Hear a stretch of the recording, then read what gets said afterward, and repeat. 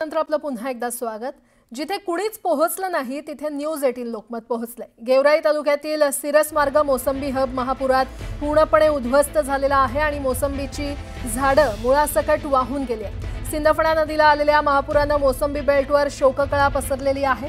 जिथे प्रशासन अजून पोहोचू शकलेलं नाहीये त्याचा लाईव्ह पंचनामा न्यूज 18 लोकमतवर दाखवतायत माझे सहकारी विलास बडे आणि रमेश भट।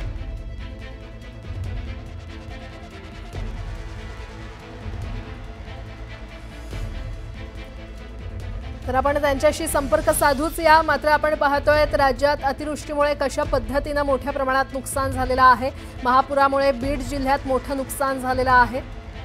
गेवराई तालुक्यातील मोसंबीच्या बागांना त्यामुळे मोठा फटका बसलेला आहे। हातातोंडाशी आलेला घास निसर्गाने हिरावून घेतलाय। अक्षरशः पिकं मातीमोल झालेली आहेत। मोसंबीची झाडं ही मुळासकट वाहून गेलेली आहेत। गेवराई तालुक्यातील सिरस मार्ग मोसंबी हब हे महापुरात पूर्णपणे उद्ध्वस्त झालंय। मोसंबीची झाडं मुळासकट वाहून गेलेली आहेत। सिंदफणा नदीला आलेल्या महापुरानं मोसंबीच्या शेतीचं खरं तर नुकसान झालेलं आहे। आणि आता थेट जाणार आहोत माझे सहकारी विलास बडे आपल्याला तिकडचा अधिकचा आढावा देतील। विलास, महापुरामुळे बीड मध्ये देखील मोठ्या प्रमाणात नुकसान झालेलं आहे, काय तिथे सद्यस्थिती? प्राजक्ता, आता आपण बीड जिल्ह्यातल्या गेवराई तालुक्यातल्या सिरस मार्ग मध्ये आहोत। जे सिरस मार्ग मोसंबी हब म्हणून महाराष्ट्रात ओळखलं जातं, पण इथं पोहोचण्यासाठी प्रशासनाला आतापर्यंत वेळ मिळाला नसेल किंवा ते पोहोचू पण शकणार नाहीत। जिथं कुणीच आजवर पोहोचलं नाही पंचनाम्याला त्याचा लाईव्ह पंचनामा न्यूज 18 लोकमत करतंय। या दुःखाच्या या वेदनेला कुठलाही शब्द नाही, इतकं भीषण असं हे सगळं चित्र या ठिकाणचं आहे। जी मोसंबीची बाग आज इथं महापुरानं उद्ध्वस्त झाली आहे, त्या मोसंबीच्या बागेवर झाडावरती आज शेकडो अशा प्रकारची मोसंबी लगडलेली आहेत, पण मुळासकट ही सगळी झाडं उन्मळून पडलेली आहेत। मी जमीन दाखवतो, जी जमीन आहे, जी बागायती जमीन म्हणून ओळखले जाते। इकडे इकडे ही बागायती जमीन पण आता इथं फक्त खडक उरलाय। ह्या इथं झाड होतं प्राजक्ता, हे झाड होतं, पण या खड्ड्यात हे खड्डा जो पडला इथून झाड उन्मळून पडलं आणि ते वाहून गेलं। हे झाड आहे, हे मोसंबीचं झाड आहे। या संपूर्ण पट्ट्यामध्ये जवळपास काही हजार एकरमध्ये मोसंबीच्या बागा, पण या सगळ्या बागा आज अशा प्रकारे उद्ध्वस्त झाल्यात।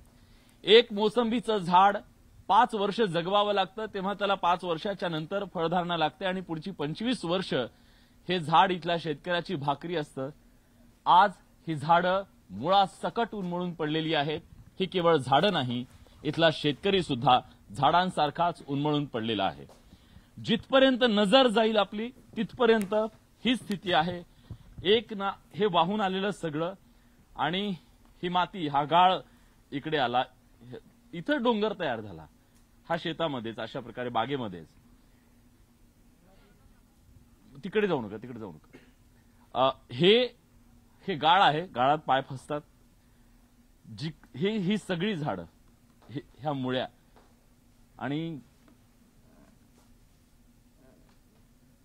म्हणजे शब्दांमध्ये वर्णन करता येणार नाही इतकं प्रचंड भीषण असं हे नुकसान या सगळ्या बेल्टमध्ये झालेलं आहे।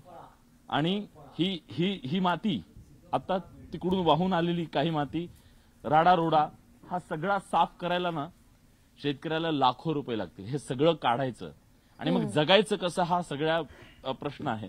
अजून काही गोष्टी आपण लाईव्हला दाखवू, मग शेतकऱ्यांकडे जाणार आहे। हे इथं जर पंचनामा करायचा असेल तर कदाचित मिलिटरीलाच ते काम द्यावं लागेल, इतकी परिस्थिती भीषण आहे। कारण इथं पोहोचण्यासाठी जवळपास आम्ही 1.5 तास चालत 3 किलोमीटर चालत इथपर्यंत आलेलो आहोत। आणि त्यानंतर आपल्याला लाईव्ह पंचनामा हा करता आलाय। जिथं कोणीच पोहोचलं नाही तिथं पोहोचण्याचा आपण प्रयत्न करतोय। हे शेतकरी आस लावून बसले होते कोणीतरी यावं आणि आमचं एवढं भीषण सगळं दुःख पाहावं, हा खडक उघडा पडलाय। हे पाईपलाईन सगळी मोडून तोडून गेली ही झाडांची अवस्था आहे। अजून इकडे ही ऊसाची शेती, हे पण दाखव एक एक। ही नदीच्या काठावरची परिस्थिती, इकडे तर काहीच उरलेलं नाहीये। हा ऊस आडवा झालाय आणि हा कापूस आहे। कापसात तर काहीच राहिलेलं नाहीये, मी दाखवतो। हे कापसाचं झाड आहे, हे कापसाचं झाड आहे, ही बोंड आहे त्या कापसाची। म्हणजे ह्याला किती बोंड लागली होती, किती चांगलं पीक आलं होतं। स्मशान झाले, स्मशान। काहीच उरलेलं नाहीये या शेतात आता। आणि हे केवळ इथलं नाहीये, काही किलोमीटर पर्यंत तुम्ही असा प्रवास केला तरी हे चित्र दिसतंय। ही आता इथं चालणं सुद्धा हे झालंय, किती याला हे कापूस याच्यात असतो, हे बोंड असतात, हे पिकल्यानंतर हे फुटतात आणि इथून धागा बनतो, कापूस आणि त्याचा धागा बनतो। धागा तुटला सगळा। ही सगळी भीषण परिस्थिती, इथपर्यंत पोहोचणं अतिशय जिकिरीचं आहे, कारण रस्ते बंद आहेत, पूल वाहून गेले, जे मातीचे रस्ते आहेत तिथून कुठली गाडी जाऊ शकत नाहीये, पायानं चालत इथपर्यंत यावं लागतं, 3 किलोमीटर पर्यंत जवळपास। आणि चप्पल सुद्धा चालत नाही, वाहनं तर सोडून नाही, चप्पल सुद्धा इथं येऊ शकत नाही। आपण ह्या सगळ्या शेतकऱ्यांची वेदना दाखवतोय। पाऊस येतोय अधूनमधून, कारण हवामान खात्यानं इशारा दिला होता पावसाचा। आपल्यासोबत शेतकरी आहेत, इथले शेतकरी। दादा, तुमचं नाव काय? या शेतकऱ्यांना खूप कष्टातून ही बाग उभी केली, आज संपलं सगळं। सुचत नाही सर, बोलता येईल मला। ऍक्च्युअल बघितलं काय कंडिशन माझ्या बागाची, याला जपायला मला 8 वर्ष लागले सर। किती खर्च केला मला माहिती, आणि आज परिस्थिती तुमच्या समोर आहे सर, काय करायचं? यांनी विनंती केली आम्ही गावात गेल्यानंतर की आमच्या पंचनाम्यासाठी कोणी आलेलं नाही आणि कोणी येईल अशी आशा पण नाही। नेते येतात, रोडवर थांबतात, रोडवरच्या बांधावरून शेती बघतात आणि निघून जातात। प्रशासकीय अधिकारी नेत्यांच्या मागे फिरतात, कुठलाही एक प्रशासकीय अधिकारी इथपर्यंत पोहोचलेला नाही। आणि एवढ्या भीषण नुकसानीचं काम करण्यासाठी किती लोक आहेत? काम करण्यासाठी 3 लोक आहेत फक्त आमच्याकडे, तलाठी, ग्रामसेवक आणि कृषी सहाय्यक। आणि 3 लोक इथपर्यंत अजून इथपर्यंत कुणीच पोहोचलेलं नाहीये। तुम्हीच आपण पहिलेच लोक आहेत इथपर्यंत पोहोचलेले महापूर आल्यानंतर। शिरसमार्ग आमच्या परिसरात वर धारवंटा ते खाली हिरापूर 20 किलोमीटर असं, आणि पारगाव ते मादळ 15 किलोमीटर असं, एवढ्या एरियात 3000 एकर पेक्षा जास्त आमचे मोसंबी। अक्षरशः राख झाले आमच्या सगळ्या मोसंबीची। बघा तुम्ही, काय काय राहिलं नाही आमच्या मोसंबीला, सगळे फळे आमचे वाहून गेले सगळे। हे बघा, हे तुटले सगळे, फळे वाहून गेले आमचे पूर्ण। हजारो शेतकरी, आमचा सगळं पूर्ण शेतकरी अक्षरशः उद्ध्वस्त केलं। आमची 10 वर्षाची बाग ही पूर्ण आमचा परिसर इथं उद्ध्वस्त केला। एकही कोणता नेता आला नाही बघायला, कोणता अधिकारी इथं, तहसीलदार, कलेक्टर आला नाही बघायला। डिझास्टर मॅनेजमेंट देशात दिसतं नावाला डिझास्टर मॅनेजमेंट आहे, हे डिझास्टर नाही तर काय, हे बघायला कुणीच आलं नाही। अजितदादा आले, कुणी आले, हायवेहून गेले सगळे। बीड, पारगाव सगळे हायवेहून नेते जातात, आमच्या इकडे बागा उद्ध्वस्त। हे काय करायचं, आम्ही उन्मळून गेले सगळे।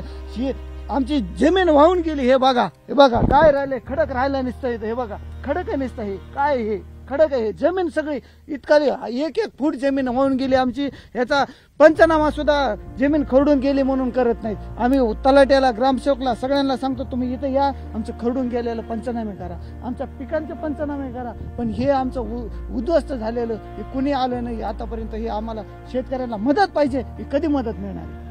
प्राजक्ता, प्रॅक्टिकली जी यंत्रणा आज प्रशासनाकडे आहे, त्या यंत्रणेच्या माध्यमातून या हजारो एकर हेक्टरवरचं जे पंचनामा करणं आहे ते शक्यच नाही।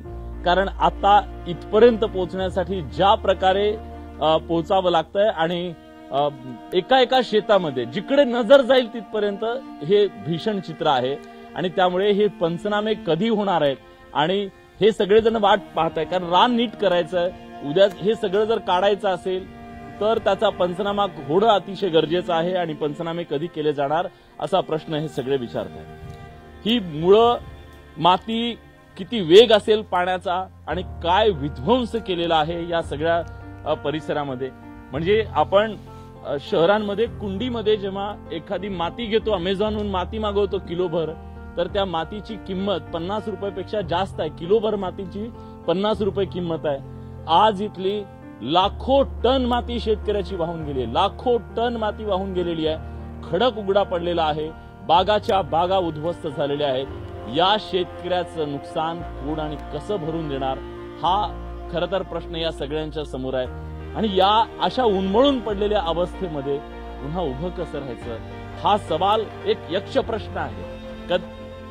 कदाचित लोकांना असं वाटत असेल काही जणांना की हे पुन्हा उभं राहणं नाही का शक्य, तर त्याचं कारण आहे की 8-8 वर्ष एक बाग फुलवण्यासाठी लागते, ती उभी करण्यासाठी लागते आणि तिथून पुढे 25 वर्ष त्याच्यापासून फळं शेतकऱ्याला मिळत असतात. पण आज मात्र या बागा, जो बेल्ट म्हणून ओळखला जात होता, हा पूर्ण मोसंबीचा बेल्ट आहे. आणि या बेल्टनं इथल्या शेतकऱ्यांना 4 दिवस सुगीचे आणलेले होते, 4 चांगले दिवस आणलेले होते. पण या महापुरानं हा संपूर्ण बेल्ट उद्ध्वस्त झालेला आहे. जिकडे नजर जाईल, आपण ड्रोनच्या माध्यमातून सुद्धा ही सगळी दृश्य पाहण्याचा प्रयत्न केला. इतकं विदारक चित्र होतं, इतकं भयानक चित्र होतं. काही वेळापूर्वीच मकरंद अनासपुरेंचा फोन आला. त्यांनी सुद्धा हे सगळी परिस्थिती बघितली आणि या सगळ्याचे व्हिडिओ त्यांनी मागवून घेतलेले आहेत. नाना पाटेकर यांनी मागवून घेतले की हे सगळं आम्हाला बघवत नाही, अशा प्रकारची प्रतिक्रिया त्यांची होती. आणि महाराष्ट्राच्या समोर ज्याचा पंचनामाच झालेला नाही किंवा जिथपर्यंत प्रशासन पोहोचलेलंच नाहीये तिथपर्यंत, त्या शेवटच्या टोकापर्यंत पोहोचण्याचा आपण प्रयत्न करतोय. या महापुराची विदारकता नेमकी काय आहे? आपण सोयाबीनचं पीक बघितलं, आडवा पडलेला ऊस बघितला, संपलेली कपाशी बघितली, कापूस बघितला आणि आता ज्या बागा होत्या ह्या बागा सुद्धा अशा पूर्ण आडव्या झालेल्या आहेत, उद्ध्वस्त झालेल्या आहेत. आणि या बागांमधल्या शेतकऱ्यांचं दुःख सुद्धा मोठं आहे. शहरांमध्ये या एवढ्या मोसंबीची किंमत 15 रुपये असते, पण आज मात्र इथं हजारो लाखो मोसंबी त्यांचा चिखल झालाय. आपल्यासोबत शेतकरी आहे, त्यापेक्षा जास्त जपलेलं आहे साहेब. किती वाटोळ आहे आमचं. शेतातलं वाहिलंच, घरातलं वाहिलंच, चटणी नाही, मीठ नाही, भरण्याच्या भरण्या वाहून गेल्या. अंगावरची कपडे दुसऱ्याची घालून आलोय सकाळी. आम्हाला समजत नव्हतं काय करावं. आम्हाला वाटायचं की आम्ही मरून जाईल.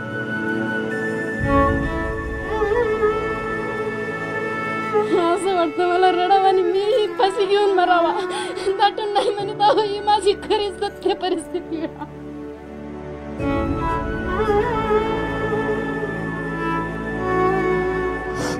माझ्याकडे बोलायला शब्दच नाहीत.